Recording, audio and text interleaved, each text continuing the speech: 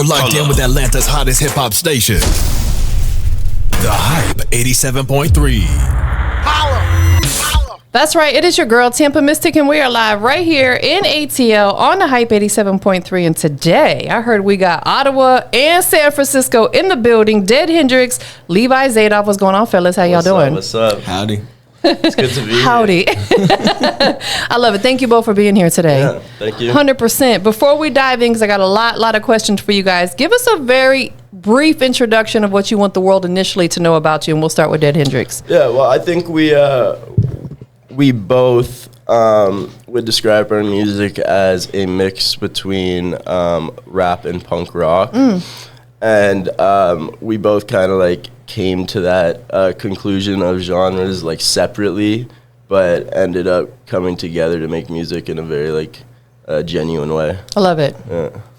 Yeah, literally what he said, but I paint too. I love that. Yeah. You're artistic in every way. Yeah, I'm an artist. So you guys come from two very different cities. Yeah. How did your paths cross, and like what sparked the decision for you guys to collaborate? And we'll start with Levi.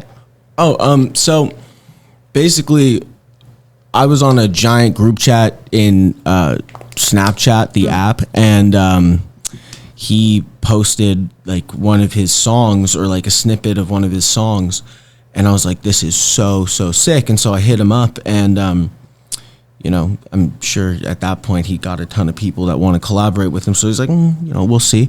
And he ended up liking my music, and of course I already liked his, so we just started collaborating, and that built into, you know, something a lot bigger. Got you. Yeah. What was it about Levi that made you say, man, I got to work with this guy? Well, I was really surprised by the track he originally sent me. It was like really good, and it's actually one of the songs now on our first EP. But I checked out his SoundCloud and stuff, and he had this mixtape out called "Welcome Home, Golden Boy." That was actually real. Yeah. Yeah. Welcome back. Yeah. Welcome back, Golden Boy. Yes, just for the, welcome back. Welcome. Yeah. But it was really. It was close. I thought that's what I said. You said welcome home. Oh, okay. Whatever. It's okay. We ain't trying to put you on the spot. it's just so people can look it up. That's why I said. We're not trying to put you on blast. Yeah, but it was really successful. I think in total it has like over 9 million on SoundCloud. Yeah, so wow, I was like, that's amazing. Okay. I guess I'm down to like collab. No, that is dope, because I feel like SoundCloud has been around forever. It's been around longer than the digital streaming platforms, and I feel like some people forget that it's there, or maybe some of these younger artists don't even know it exists. And I feel like when you're putting your music out there, you have to put it everywhere. Yeah. Because SoundCloud still has a listening base, you know, so you want to put it in every single place because you don't want to miss any audience, right? Yeah. You're a walk of testimony of that with millions of streams. Yeah, and it was like, honestly, it was the SoundCloud era at that point. It was like, it was coming off the SoundCloud era, like 2018, 2019. Yes. So definitely credit to that, because like it was like easier to do that back then. You can kind of just get lucky back then, which is definitely what happened with me. I think on the SoundCloud topic, what I want to start doing is like putting out like some slowed versions of our already That's a great idea. songs, you know? Yeah, that is a great idea. So maybe not necessarily the original version, but like a slowed down version. Yeah, like reverbed or something. Chopped and screwed. And screwed. It's so funny because I'm obviously from Tampa. I mentioned it. Born and raised, and back in the day, even like outside of the chopped and screwed era, Florida, and I'm talking back like 90s, like early 90s, they had a whole slowed down era where the DJs like out of Miami would slow the music down. And I knew about that long before Chopped and Screwed. And I'm not saying which one came first, but being from Florida, I feel like some of them songs sound better slowed down than they did. I mean, my girlfriend will always like play the slowed and reverbed like version instead. Super dope. Of songs. And shout out to, you know, Texas for being the originators of the Chopped and Screwed, you know, situation. And I'm a fan of that as well. So what do you think each of you brings to the table on the creative side to make this partnership work? Right. I think just like skills wise, I think like one of my strengths, I'd say, would be like lyrics. Yeah. Very lyrical. I got into making music through writing. I went to like an arts high school for literary arts. Okay, super dope. Yeah, and Levi's like sonic abilities, like just like mixing, sound production is just next level. So you do the audio engineering portion of it, Levi? Well, I mean, we both like do the singing, but like at the start, I mean, I was doing some of like the audio engineering for both of us, but like when we for one of our songs, Toxic, that's where I did like all of the engineering. Mm-hmm. But he definitely he's giving me more credit than he's really good with it. Yeah, he's really good with it. Thank you. Super dope. So the particular song that we have today that we're going to listen to a little bit later on, called Dead, did you work on this one on the engineering side? On my verse. Yeah. Okay. I think I might have mastered it. I don't remember. Yeah, he put a master on it. Got you. So you first dropped your joint project in 2022. Mm-hmm. How has your dynamic of your work that you put together evolved since 2022? Yeah, I think we've just gotten closer and closer and more on the same page. We've released a few singles since then. We haven't released another project since then, but we're planning on it. We could if we wanted to right now. We have enough music together. Yeah, 100%. Our dynamic is just it's interesting, especially now because we've actually over the last couple months, I think through our own personal experiences, matured a lot. Yeah. And that's caused also our music to mature a lot. Makes and sense. Our art. So whatever we put out next, it's going to be very interesting, very good and different. I think that's something we're both kind of in the headspace of making more mature music. So that kind of answered my next question, because I was just going to talk about your individual evolution. So just the maturity and the growth, we'll hear it, because you started around 2016, you started around 2017 professionally, right? Yeah. So just you've experienced life more since then, so you can dump that into your music. Yeah. So the Dead Summer EP, it blends we'll say raw emotion and genre blending, because you talked about punk, right? And hip hop, correct? Yeah. What was the creative vision when you guys were working on this particular EP? Yeah, so this was at the height of the pandemic, and it was we were making it in the summer of, I guess, 2021, right? And it was just so hot, but everything was so dead, and so we kind of that was kind of the idea of it, life mixed with death, a little bit, the flower and the skull, kind of. It was kind of how we were feeling, and just kind of a good it reflected reality really well at that point. Absolutely. No, I think that's a great title for it, because it was dead during that time, Yeah. Let me ask you this. Being that you have Dead in your artist name, you came out with a project that had Dead in it. You got a single called Dead. Do you ever get any kind of flack from people saying, why you talk about being dead? So, Yeah. I do get that a little bit. What would you say to people who question that? Because I get it, but people who don't, what would you say to them? It's kind of not on purpose. I'm not doing it on purpose, but it's also just it's kind of fascinating to me. I think it's just I have a lot of tattoos of skulls and skeletons, and it's just a captivating topic of art. I don't know. I agree. Do you feel like it's just living reality? Because at some point in time, we all going to be dead, right? None of us are here forever, but I feel like that's kind of a sensitive subject for some people, but they're not looking at it from the artistic side, some people, Yeah. I feel like me and Levi both look at life through an artistic lens, everything we do. So with you guys blending your genres, Levi, I'll ask you this, how do you innovate within your music while still staying true to your roots of what you want the world to know about you? It's definitely changed a lot. I think that me and Hendy have two different approaches to this. So for me, it's really feeling based. How am I feeling right now? That's where I get my production selection from. And my writing process is based on that. I try to reflect in the sound engineering that emotion that I am currently feeling. Love that. So that is my shot at authenticity, just how I currently feel, because I'm kind of a roller coaster of a human. I think we all are. We have our good days, our low days, and somewhere in between. But no, that was a great answer. I love that. I love that you make it come to life. And it's probably different for every song, too. Yeah, 100%. What about you? How do you like stay authentic to who you are while still trying to like tap into, you know, multiple genres and put it through your music? Yeah, I think just making a lot of music can kind of help because if you're constantly creating, you know, it's kind of hard to fake it if you're making so much. You know what I mean? Like when you look through everything you've made, like kind of the truth comes out in it. You know what I mean? And also, I think like, you know, as our skill set has improved with the music, it's so much easier to like experiment and be authentic in that way, because it's just easier to try different things. Seriously. You know, back when we were like still getting into it and still like finding, like honing our skills, like there was maybe like a smaller amount of what we could do. Yes. And make sound good, you know? No, that makes perfect sense. I understand. So I want to go back to Levi just for a minute. Welcome back, Golden Boy. You racked up over 9 million views on there. Does that ever put you in a spot where you put a little pressure on yourself to match that or outdo that? No, I got super lucky and I'm blessed for it, and hopefully I can recreate it or outdo it again. Okay. Yeah.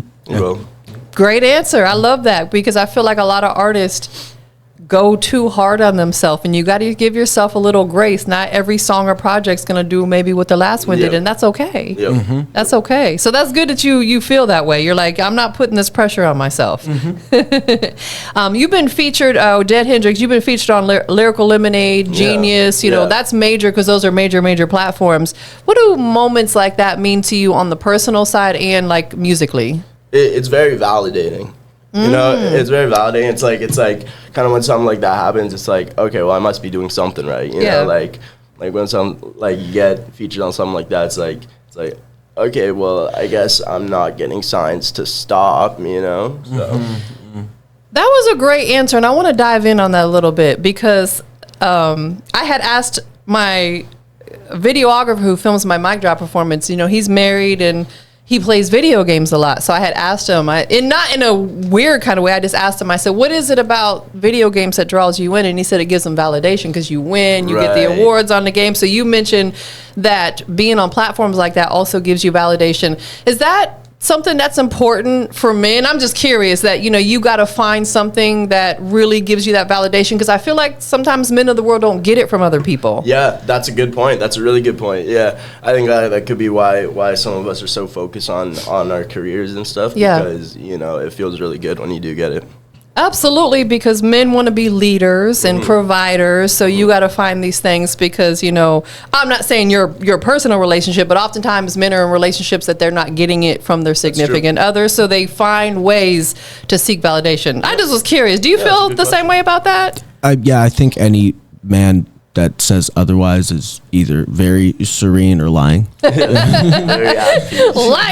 No, I agree. Absolutely. 100%. So your Walking Dead tour sold out across Canada and California. Yeah. Which makes sense because that's where you guys are from. Yeah. What were some of the memorable moments that really like stand out to you guys? That was like our first time like doing shows together, and as like giving it a good shot, and we did 4 or 5 different cities, I think, and selling out in our hometowns. We both sold out in both our like Ottawa and San Francisco, and I think just the fact that like we did that in our hometowns was really fun, you know, and being able and like meeting our fans from different cities on both sides was also a really cool experience. Absolutely.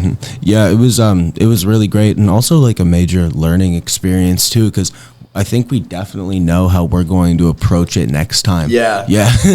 Yeah, but like it was like, I mean, that's the good old days. Like your first tour is crazy. Like I really like. Yeah, like it's one of those most memorable moments in your life. So to add to what you said, what would be 1 or 2 things that you would approach it a little differently next time? DJ selection, We had a problem. We had a problem at the show in San Francisco where I guess we kind of forgot to make sure that it was like an all ages venue. So we had a few people under 21 who were waiting out. Those two yeah. But sometimes those are things that just happens, you know, because like I feel like probably a lot of people would forget to check that out, especially their first time around. Yeah. It's a learning lesson. Now you know going forward. Let me make sure that it's an all ages or at least 18 and up venue. Yeah. Our fans were super dedicated though, because we had a few people who waited outside the whole show. They like opened up the windows for them. And and they waited the whole show to come kick it at the after party. So. And have you guys now got fans in each other's cities that really tap in? He has like a surprisingly large fan base in my city. He has a huge fan base in San Francisco. They adore him. That is amazing. Yeah. So with you guys not living near each other, how do you make it work to stay connected, you know, when it comes to this music stuff? By doing stuff like this? Yeah, stuff like this, exactly. And this man FaceTimes me all the time. Yeah. Too much. So when you guys were performing together, the energy on stage, did it spark any ideas for some new music? Yeah. I think when we did our show in LA, I think was around when we did one of our singles, Toxic, that did really well. Okay. And then we decided to release it like the day before our Ottawa show, and it just made that show so crazy. Yeah. And it was kind of like the whole vibe of the tour kind of like drove that song being released and just the energy of that song. Super I couldn't dope. have said it better, yeah. How do you guys handle like creative disagreements or maybe like differences in style when you're working together? I think we're honest with each other. Okay. You know, that's really good. And we don't really, like kind of we don't hold back what we think. Yeah, and when it doesn't, we don't get butthurt. Yeah, exactly. And when it doesn't work, it just doesn't work. We just let it, move on to the next thing, kind of like, yeah. That's the best way to handle it, because there's some things that are just out of our control, and rather than bickering and going back and forth as grown men, it's like, let's just put this to the side and maybe we can come back to it at a different time. We got there through trial and error. Yeah. For sure. Yeah. I think that if something's not working, put it down, move on to something. Yes. That's the best way put to it do on the anything. shelf, and maybe you come back to it, maybe you don't. Yeah. Either way, that's okay. Yeah. Do you feel like one of you more than the other comes up with the ideas and concepts for the songs, or is it equally yoked with that? It's equal, yeah. I think it's equal. Sometimes, and kind of the way we go about music is a little bit different too. So it's when it's a song he started, I hop in line with how he does it, and if it's mine, he hops in line with how I do it. Definitely. Yeah. So are you guys still creating songs individually? Yes. Actively? Yeah. We are solo artists, but our careers are so intertwined, and we have so much collaborations that it makes sense to do stuff like this together. You know what I mean? Because if you ask about, Dead Summer, and I can say, oh, with this guy Levi Zadoff, or now I can say with this guy. Yeah, Levi understood. So you guys won't ever really form a group per se, because you want to keep your individual identities. Well, the thing about that is we have a little something that we co-founded called TWD, The Walking Dead, which is a group, but it's more like something bigger. It's like a movement. Yeah. Exactly. Yeah. I love that. We had a few group chats of our closest fans that we also called TWD. So our fans are TWD too. So exactly. It's a whole like a thing. loose. Yeah. No, I love it. I love it. So are you guys, or have you developed any merch under that particular brand for your fans and stuff? Yeah, actually, we have some designs like TWD. We have a logo. So we have some designs for some merch that we actually talked about releasing just a little while ago, but we are going to now. Plug your website. deadhendrix.com. Yeah, plug the website. Yeah, you can get our existing merch there. So Levi, you mentioned you're diving into painting. Do you draw as well? I am the most chaotic painter. I don't really draw. Sometimes I grab a brush. Mainly, I just grab the acrylic bottle and I just start smearing stuff with my hands. Okay. I have an affinity for painting boobies. So yeah. So that's basically abstract background with like silver or gold or red or pink or really cool color, like basically female body. No, that's super dope because listen, I feel like anything that we do, there's an audience for it. You know? Yeah. So don't hold back. I also feel like painting stuff like that, it's a really good output for creativity when like the music's not cutting it. It's a form of expression. Yeah. Yes. And music is therapy. Yeah. So also painting could be a form of therapy. Like if you've got some pent up energy or you're not having a great day, go put it into your painting. That's exactly what I do. So Chaotic. does the visual art influence or inspire your music or vice versa? I have a well, kind of. It's intertwined in some ways where like some of my newest videos that are coming out for promotion and ads that I'm running, things like that, they have my paintings in the background. Okay, super and dope. I'm just like trying to plug them so people can DM me and purchase them. That was going to be my next question. So they are for sale. Oh, for sure. Yeah. Yeah. I mean, I need to showcase them a little bit more, but if Yeah. you go to my Instagram, Levi Zadoff, Zadoff, I'm going to have them on my story and posts and stuff. Yeah. Do you always create from your own creative mind, or are you open to taking ideas from people and creating a masterpiece for them? I'll do whatever. I mean, if Okay. I'm capable of it, I'll be super honest to the person if they're going to ask me to do something crazy. You know? I think one thing you should start doing is, because he does like acrylic paint, right? Yeah. You should, I was just going to ask you what type of paint. You Yeah. you answered it for me. I was thinking you should start doing some spray paint stuff. Yeah. Like graffiti-ish yeah, type. yeah. Implement it, yeah. Yeah. I totally. feel that's super. It's crazy because on the way here, I got caught behind the stupid train that was like 5 minutes long, but I was watching it as going by, and almost every box on there had some form of graffiti, Yeah. and I feel like that's one of the most beautiful forms of art. Yeah, I when I was a kid, I grew up in Montreal, and just the coolest like graffiti and like just art on the walls and stuff. How important is it for both you guys, like as an artist today, to like diversify your creativity and not stay boxed into like just one lane? Yeah, I think that's really important. How important? I don't know.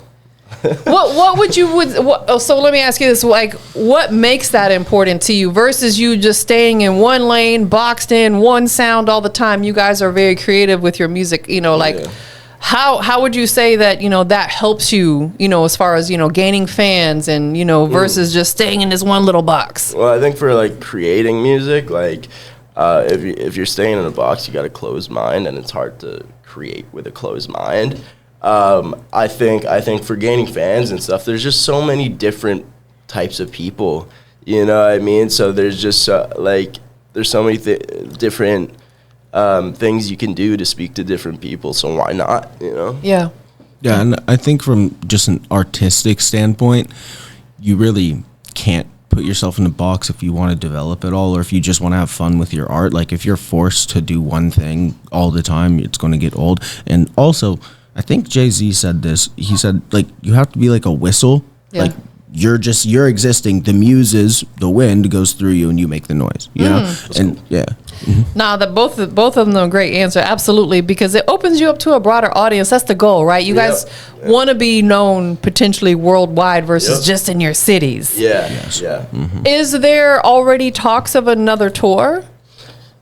That's a good question, because we haven't really like talked about it, verbalized it, but like we both know that it's gonna happen. Oh, for sure, it has to happen. Yeah. Yeah. Like what's understood doesn't have to be explained. Yeah, You already yeah. know it's going to happen at some point in time, definitely. And then what's next after Dead Summer, the project? Is there going to be another project?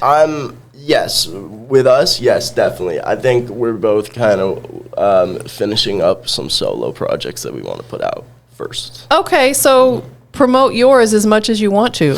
Yeah, I'm gonna be releasing a like 9-track tape. Okay. You know, I've got every song done on it. Maybe take away like 2 that I haven't finished. And I have some loose names and cover art, but it's still it's still in the finishing phases. But I'm Understood. really excited about it. Got some really good tracks. Really rock, really like you know, also really rap, so it's cool. I love that. I love that, definitely. How long has it been in the works so far? I think I've been like casually just like picking out my favorite songs over the past couple years, you know. So there's going to be tracks on there that we may or may not have heard. Yeah. Understood. I think my most viewed song, Mustang, which has like over 300,000 views, is going to be on it just because I like it so much and I want to put it on a tape. You know. Is there a video for that song yet? There is. Yeah. There is. Yeah, there is. So there's a couple names in the works. Nothing we can put out there to solidify just yet. They gotta be. Yeah. They gotta be on the lookout. Yeah. Makes Just sense. be on the lookout. I'll be. I love that you're not forcing it. Yeah. Just taking your time with it, kind of letting it flow. Mm-hmm. Same thing with you, Levi. Yeah, so I have just released a 2-song little mini project called Diabolical. Okay. That's one of my favorite words because people are diabolical. And then I have 3 little mixtape things. One's called It's Like I Never Showed Up. The other one is called Love is Death. And then the other one is called Uncomplicated. And they all are just like a bunch of archive stuff. They'll just be released into the wind randomly. Yeah. I feel like at some point in time you have to get them out there. Especially when you know that they're good songs, you don't want to just leave them on the shelf forever. Some of them ideas, like we were talking about earlier, you might put on the shelf and come back to it. But when you have good music, because you never know what could be that song that takes you to that next level. So true. Exactly. Like your project that went 9 million plus views, putting it out to the world, you probably never imagined that it's going to go insanely viral like that. Yeah, I always say I got very lucky with that one. That's a blessing right there. Blessed. That is absolutely a blessing, most definitely. What legacy are you wanting to leave through your music, Dead Hendrix? Oh, that's a good question. That's a big one, right? I think I want to be looked at as someone who was able to do a lot of things that people didn't think of before, or do it in a different way. Understood.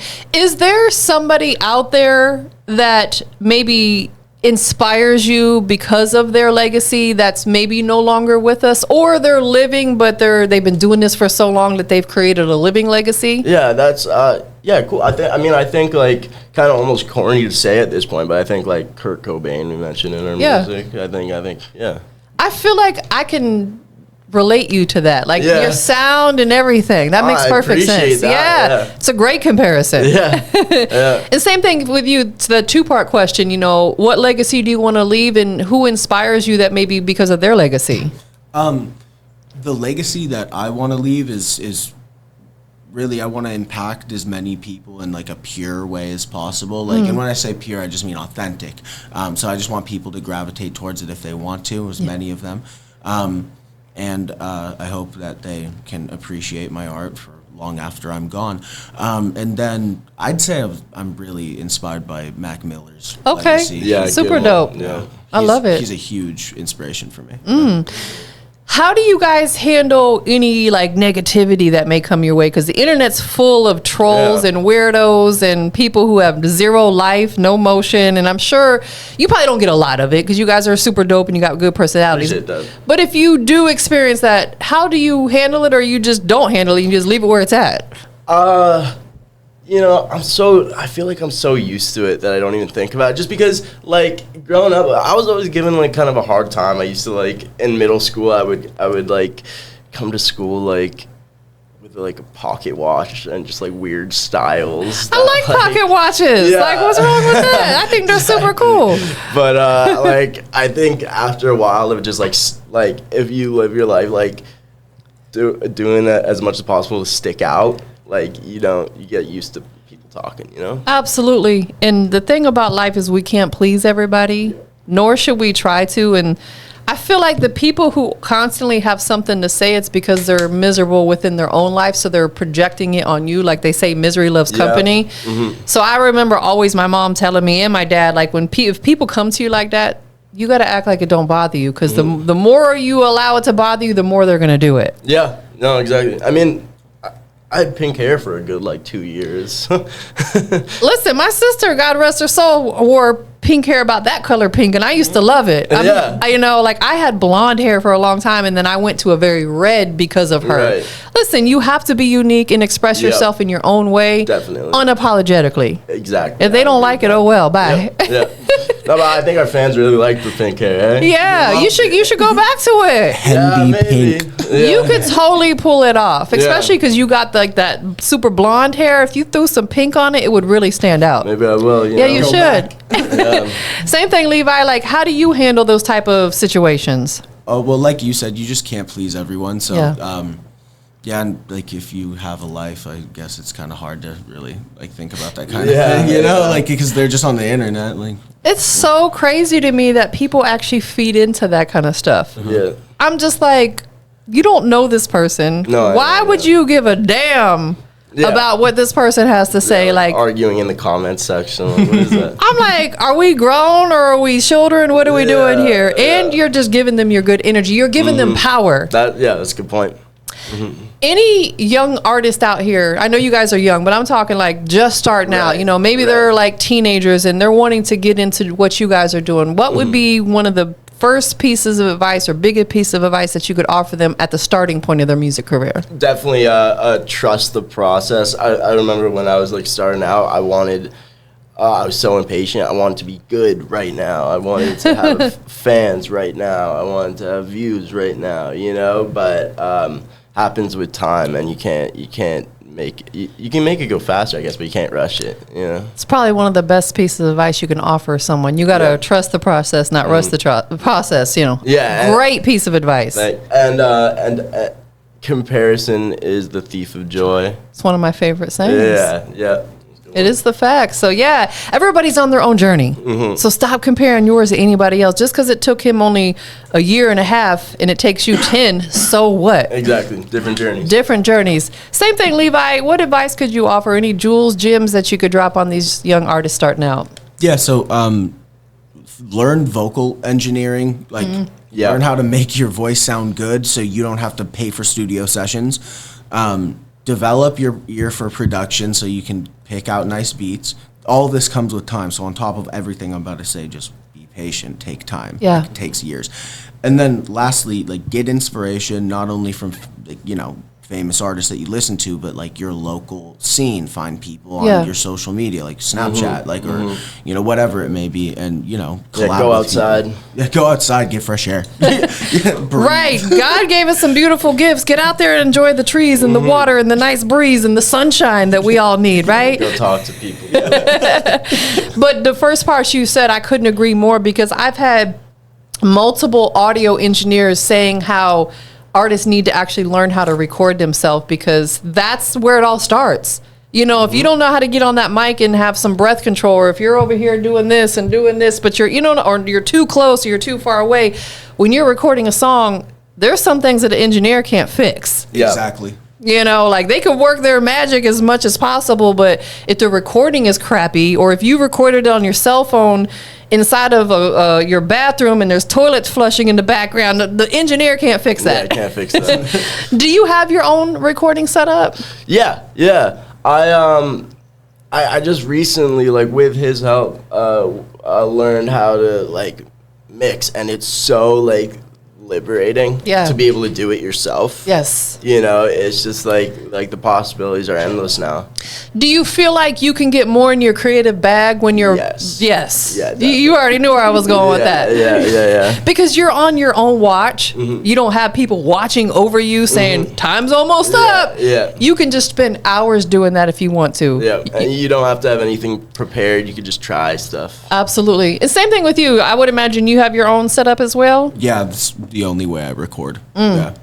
I think that's important. And artists that are out there that see this or hear this, you don't have to even spend thousands of dollars. You know, like you can either buy repurposed equipment, because a lot of these companies renew it, or pawn shops. You can find some good buys, you know, just as a starting point, and then work your way up from there. Yep. Would you ever want your own recording studio, or do you want to, like, because you know you do audio engineer and stuff, would you want a studio to where other artists could come in and create?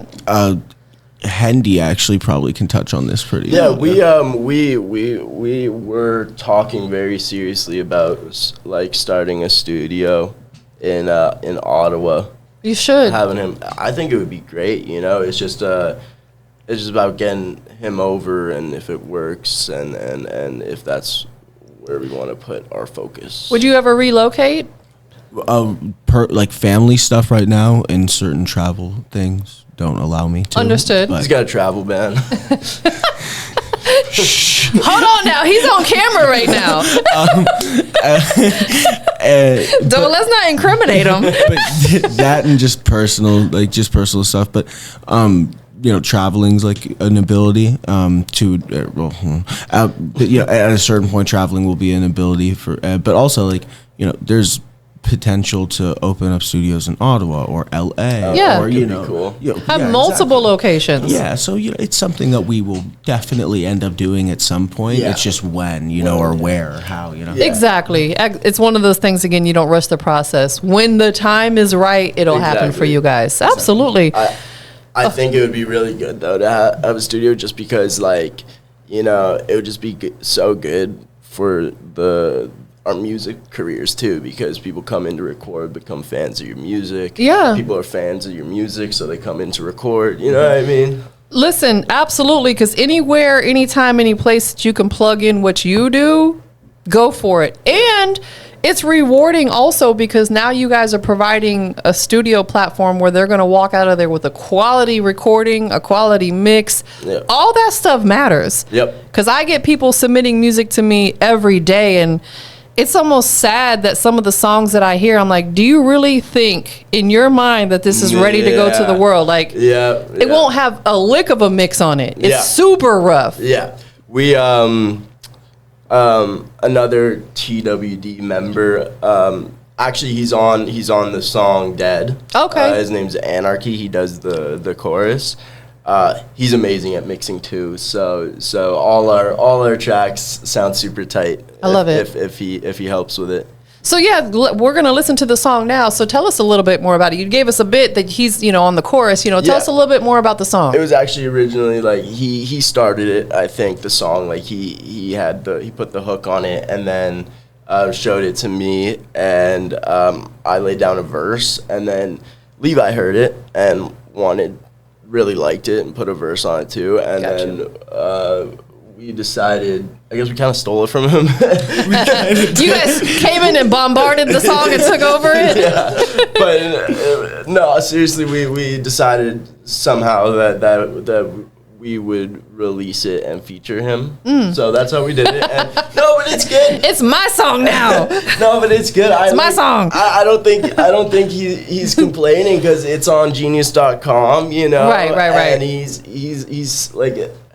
at a earlier place in his career, so that's a really good thing for him too, and got him some views and stuff, and yeah. We love you, Anarchy. No, absolutely. He sounds like he's a true team player, and that's what it's all about. Yeah. Who produced it? You would have to ask him that. Yeah, we don't know. Okay, got you. Well, shout out to Anarchy. Where does he live at? Ottawa as well. He's in Ottawa. Yeah, definitely shout out to him. Look out for him. I think he's super talented. His voice is amazing. Can mix so well.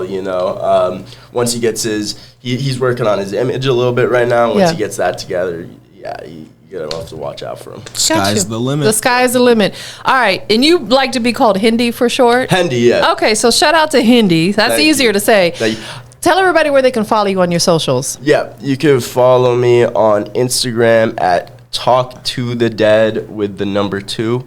And you can go listen to me on Spotify, Dead Hendrix. I've got a website, deadhendrix.com. And if you like Snapchat, I'm also on Snapchat, Dead Hendrix 27. Absolutely, and I want to give a big shout out to Starlight for making this connection. Shout out Starlight. Shout out to Starlight. And who would you like to give thanks to for just loving you and supporting you through your music journey? This guy right here. My buddy. Now there are a lot of people though. So my girlfriend. My dad's really supportive of my music. my friends, you know. Yeah. Okay, super dope. And Levi, Instagram, TikTok, wherever you are on social media, and who do you want to give thanks to?